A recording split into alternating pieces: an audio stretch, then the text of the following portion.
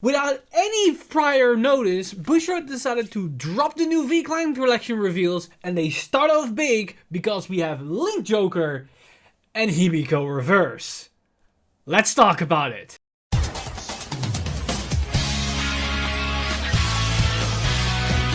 Stand up! Vanguard!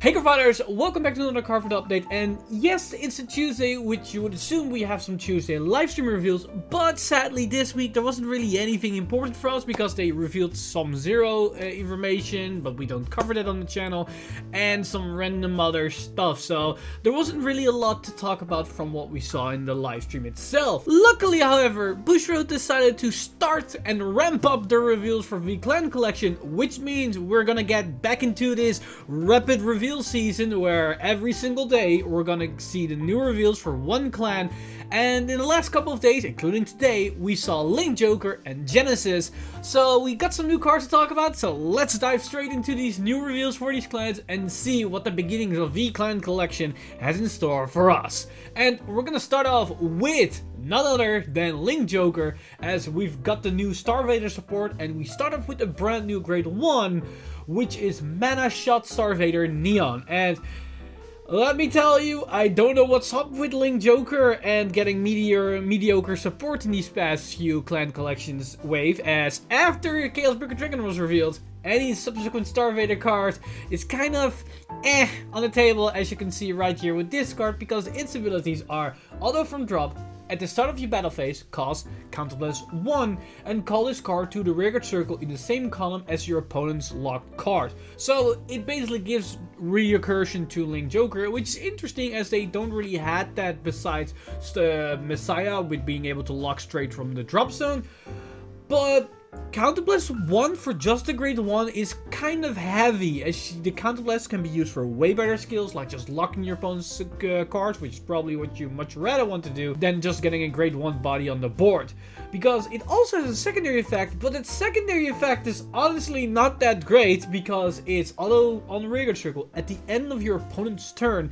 If your opponent's lock cards were not unlocked this turn, bind this unit. So it's a card that kind of resurrects itself from the drop zone for a cost of a counterblast, but then also immediately can potentially just remove itself from the field and not sending itself to the drop zone, and just removes itself so you don't have access to it if you cannot keep unlocking your opponent's side of the field, which to some extent is actually not what you want to do, because we have this Omega Lock card, which if you're gonna go for the pure stall strategy and the control strategy, you might want to go that route, and if you go that route, this card doesn't work. So yeah, this is kind of a useless card if I'm gonna be honest. The only upside is that it can put itself from a drop zone onto the field, which is nice if you don't have cards in your hand, but for the cost of a counterblast, it's not ideal. With the drawback of its second skill, I would have said just make the first skill free, and I won't even think it's too broken, but yeah, the counterblast cost on this card honestly makes it almost unplayable if I'm gonna be very honest. Now, if we move up to the grade 2, we got a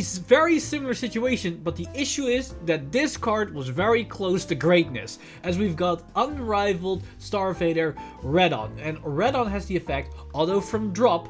If your soul has 1 or less cards, this cost is reduced by Soul Blast 1. At the start of your battle phase, cost Soul Blast 1 and call this card to the rearguard circle in the same column as your rearguard with Star Vader in its card name. So this is similar to the grade 1 that we just saw, only this has the potential to be free, which I just said with the grade 1, if it's free, it's potentially playable. And this has the option to be free, so this has the potential of actually being playable. Yes, it's restricted to being in a Star Vader deck, but honestly that's not big of an issue. But the problem is that its secondary effect is screwing it over and making it again almost an unplayable card, as we've got auto and rearguard circle. When this unit attacks, until the end of the battle, when your opponent would call cards from their hand to the guardian circle, they must call 2 or more cards at the same time. At the end of the battle, bind this unit. This effect is mandatory. So yes, you have the potential to get a free body on the board from a drop zone every single turn. The issue is, however, it will immediately remove itself from the game as you bind it and you don't have access to your bind zone as a Link Joker player the moment you attack with it. So if you want to have a body that keeps reoccurring over and over again, you either need to have multiple copies in the drops and use them every single turn, or you need to call to the field and not attack with it, which is kind of counterintuitive with a grade 2. So yeah, that's very awkward. Now, I have to say, there is some playability to the card, but the sheer fact that this could be a rearguard finisher to some extent for Link Joker, because you can empower your columns, and we're going to see that with the new grade 3, and you can basically resurrect this on your final turn when you want to use this Battledore effect to negate any of your opponent's Sentinel cards. That is the possibility of the application of this card. Now, this card also has a different application, just like the grade 1, whereas they can resurrect themselves to the field, and then, and this is new for Link Joker, you can retire them off for your skills, and then they can keep coming, allow them to keep coming back to the field without needing to waste cards from your hand, which is a nice plus, but it's not significant enough to justify these cards in general. But I think there is potential for this grade 2 by the sheer fact that it can be one of your units that allow you to have a finishing turn thanks to the Battledore skill and a potential increase of power. Now, the reason why I'm defending this grade 2 and to some extent the grade 1 has to do with the brand new grade 3, which is Nebula Lord Dragon. So here we have the brand new grade 3, which can be a support unit, can also be its own boss unit in the likes of Star Vader, Nebula Lord Dragon. And Nebula Lord Dragon has the effects: act on Vanguard Circle once a turn, cost Soul Blast 1, and retire a rearguard with Star Vader in its card name. So this is where we see where we need to retire old units, which the grade 1 and the grade 2 can be nice synergies with, because they can resurrect themselves immediately during the same turn where they just got to retire by this effect because you retired them during the main phase. Your opponent chooses one of their rearguards and locks it. Then, if your opponent has no back row rearguards, this unit gets drive +1 until the end of that turn. If no cards were locked, your opponent looks at the top card of the deck and puts it on their open rearguard circle as a locked card. So effectively, for one Soul Blast and a retire, you lock one card, and it will always happen. Either you lock a rearguard that's on the field, or you force your opponent to call a locked card from the top of their deck, and you get potentially an extra drive check, which honestly is not that bad for the value, because there's a highly likely chance that the unit you're going to retire can potentially resurrect itself to the field. And because this costs a Soul Blast, this could potentially synergize with the grade 2, where you can immediately get the grade 2 back for free, which honestly is not that bad. But it also has a secondary effect, which makes things a lot better, which is continuous on Vanguard Circle. During your turn, if your opponent's Vanguard is grade 3 or greater, all of your units with Star Vader in their card names get power +5k for each of your opponent's locked cards. So this is another way to buff your field, and this is where the grade 2 suddenly becomes a bit better with the Battledore effect, because you have this whole application of power buffing to your field. Now, this card, the grade 3 Star Vader Nebula Lord Dragon, honestly is not that bad. This synergizes very nicely with Chaos Breaker Dragon. This can be like a finishing ride where you first go into Chaos Breaker Dragon, stall a bit, remove a resource from your opponent's side of the field, and then go into this thing to immediately have a gigantic board with 3 big attacks. This could also synergize with Infinity Zero Dragon, the previous Break Ride unit, where you can go onto that one. When you have 4 damage, right in this thing, you lock 2 cards, then you use this effect to lock another card, potentially lock another one with another unit, and you have 4 lock cards, and you can go ham with massive columns as well. This synergizes very nicely with those cards as well, so there's a lot of applications here. And of course, the synergy with the grade 1 and the grade 2 is also not that bad. Now that said, there is some annoying aspect here, because the fact that you need to retire these units during the main phase, you can resurrect them immediately during the same turn, but if we go back to the grade 2, where it immediately retires itself if you attack with it, if you want to regain value of it turn after turn, you have potentially the option to call the unit in the back row and not attack with it, so it's still there for next turn so you can sack it off. That's a potential, but that means you effectively make your columns weaker by doing that. Now, the thing is, however, you can synergize this very nicely with Nebula Lord Dragon, because you can call it behind Nebula Lord Dragon, and as seen as Nebula Lord Dragon is going to get a power buff anyways, it will probably be a beefy unit on its own without needing the boost, so you can go that route where you can basically recycle the same copy of Radon to get value every single turn without losing card advantage. But is that good enough to justify the card? I honestly don't think so. It's not ideal. I just wish that these grade 1s and grade 2s didn't have this awkward skill where they remove themselves that they immediately get bound. I think it would have been better if they just retired themselves, because they can still come back, but it still is a hard minus that they retire themselves. But by the sheer fact that they bind themselves immediately, make them almost unplayable to some extent. Now, I'm not saying they are unplayable, but there are definitely a lot better options out there that will see more play over these cards than these cards themselves. But we have to wait and see until Link Joker players can figure out the deck and figure out the full power of Nebula Dragon and see if Radon and Neon actually have a place in these new builds. Now, moving on, we also got some new Genesis cards, and these Genesis cards aren't exactly what I was expecting, but they are kind of interesting. First off, we got this great one, which is Apple Witch Cider, and she has the effect Auto Rigor Circle. At the end of the battle, this unit boosted, you may Soul Charge 1 and return this unit to your hand, or Soul Charge 2. This is actually really nice because this is a very strong Soul Charge engine, which also allows you to protect the unit in your hand or get shield value back into your hand, which you then can use if you want to go that route. It's a very flexible card that's actually really good and can definitely see its place in any Genesis deck because it's very flexible for the skill alone. But it also has another effect, which is auto. When this unit is put into the Guardian Circle cost, put a card from your hand into the soul, and this unit gets shield plus 5k until the end of the battle for every free cards in your soul. So this can also be a massive shield unit in the right circumstances, which is honestly very great. And with the fact that you can put a card from your hand into the soul, means this synergizes with a lot of aspects within Genesis, because now you can fix your soul for certain builds, like this could work for a Valkyrian by putting a high grade unit into the soul. This could work for Himiko by putting the trigger in the soul that you're going to need. This works for a Fenrir if you need a specific grade to soul blast it so you can search another specific card. It's a very flexible card that can definitely find its ways in any type of Genesis deck. So, as a grade 1, this is a very good start for Genesis. Now, moving on to a new grade 3, and I'm actually surprised that this is a grade 3, but this will also give potentially some old Yu-Gi-Oh players some PTSD. We've got Sunlight's Goddess Yadagarasu. And this Yadagarasu has the effect Auto Vanguard Circle. When this unit attacks, cost Counter Blast 1 and Soul Blast 3. And perform all of the following according to the sum of grades of cards Soul Blasted for this cost. 5 or more, all of your front row units get power plus 10k until the end of turn. 7 or more, stand 2 of your rear guards. 9 or more, draw 2 cards.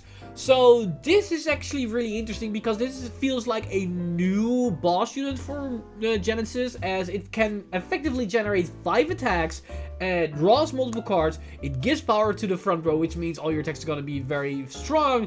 The only thing is that it has a very specific setup because you need to soul blast specifically 3 grade 3s, which means you're probably going to heavily focus around grade 3s if you want to get the full power of. But that said, you don't necessarily have to opt to go for the 3 draws, for the 2 draws, because I don't think that's is something you're gonna prioritize if you're gonna go for a finishing play. Whereas 7 or more is probably good enough, which is basically 2 grade 3s and a grade 1, or a grade 1 and 2 grade 2s. So honestly, it's not that unlikely to get that skill off. And this could be very devastating with, like, if you can set up the whole Norn and Yggdrasil combo, because that means you can have, like, another 2 extra rear guards attacks, so you can unleash, I think, about 7 attacks, potentially, which is kind of insane to think about. So this could be very devastating, but on top of that, it also has another effect, which is Auto Vanguard Circle. When your unit is put into the Guardian Circle, cost Soul Blast 3, and that unit gets shield plus 10k until the end of battle. So it also has a defensive skill built in. Now, this feels very Soul Blast heavy, so I don't know how often you can use this skill, but as soon as we saw Cider being able to soul charge quite a lot of cards very rapidly, it might not be too far-fetched that you can use this skill quite consistently. The only issue that I see right now is deck. Your deck is gonna go gone very quickly if we're gonna go through all this soul very quickly, and I don't know if Genesis in Standard, or I should say V Premium, has ways to flood the deck again with new cards. Like in Premium we have the Dragon, Dreaming Dragon, the Stand Trigger, but I don't think we have anything in V Premium. So This could be a bit tricky if you go through your deck a bit too fast, but I see potential in this card. This could be like a new deck with its own boss units. So it's a pretty interesting card design, and I can definitely see people try to experiment with this particular card. Now, moving on to the actual highlight of the new Genesis support, which is of course the new Himiko Reverse unit, as we've got the Mice Queen Himiko Reverse. And let me tell you, I was not expecting these skills on this card, as we first got Auto in hand.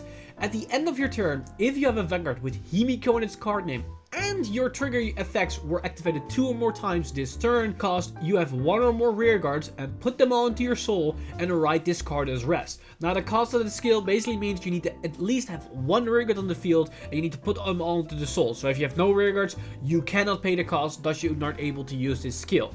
So this is quite interesting because effectively what it forces you to do is to have either drive check 2 triggers a turn, which means you need to hit triggers on both drive checks, or you need to use either the Himiko Reverse effect or the old Himiko effect to force trigger effects to then increase the consistency of actually being able to use this skill. And you might think to yourself, what is the advantage of actually using this skill in the first place, because it's at the end of your turn, you write this rest and you don't really generate any value of it.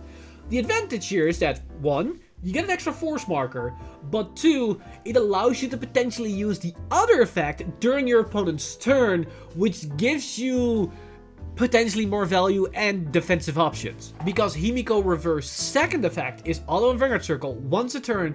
When this unit attacks or is attacked, costs counter plus 1, draw a card, choose a critical trigger or a draw trigger from your soul, put it onto your rear circle as a locked card. If you put a card, activate this trigger effect once of each of your locked cards. So basically it allows you to force a defensive trigger and you draw a card during your opponent's turn. That's actually pretty big, because that means you can counter this one, draw a card, potentially draw into a defensive card you need, but on top of that, because you get the draw trigger effect potentially, you draw another card and you give your Vanguard 10k power, which can negate certain defense and multi-attacks, which allows you to easily defend off against a lot of decks, especially in this current meta.